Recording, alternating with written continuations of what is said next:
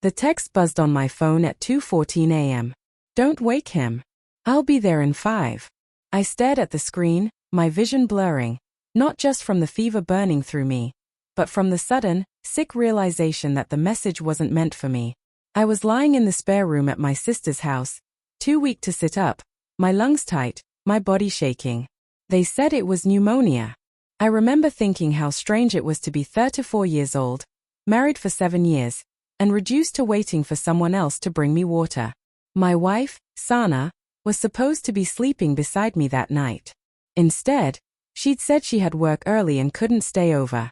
My sister, Aisha, insisted I come to her place so she could keep an eye on me. Family takes care of you, right? I closed my eyes, telling myself I was hallucinating. Fever does that. Makes shadows move. Makes thoughts darker than they should be. Then I heard it. The soft click of the front door unlocking. Footsteps. Slow. Careful. My bedroom door, left slightly ajar for air, creaked just a little wider. I tried to speak. Nothing came out. I tried to move. My body didn't listen. A man stepped into the room. Not a doctor. Not a neighbor. Not family. It was Hamza. My wife's just a colleague. The one whose name I'd seen flash on her phone too many times to be coincidence. The one she always said I was paranoid about. He froze when he saw my eyes open. Behind him, in the hallway, my sister stood quietly, arms crossed, eyes avoiding mine. That moment broke something inside me that no medicine ever could. It hadn't started with betrayal. It started with little things. Missed calls she'd explain away as meetings. Messages she'd turn her phone face down for. Smiles she'd wear while texting, then erase when I walked in. I blamed myself. Work stress. Marriage routine. Everyone says passion fades.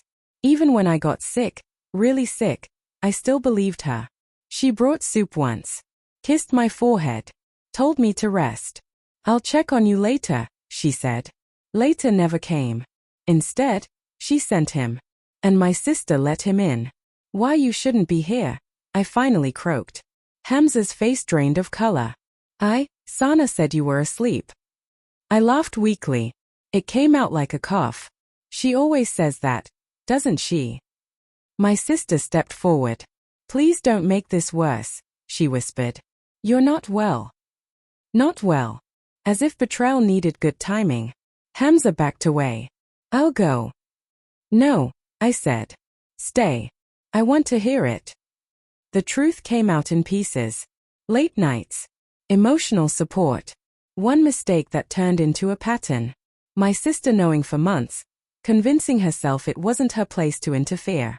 She was unhappy, Aisha said quietly. I thought, maybe it was temporary. Temporary. Like my trust.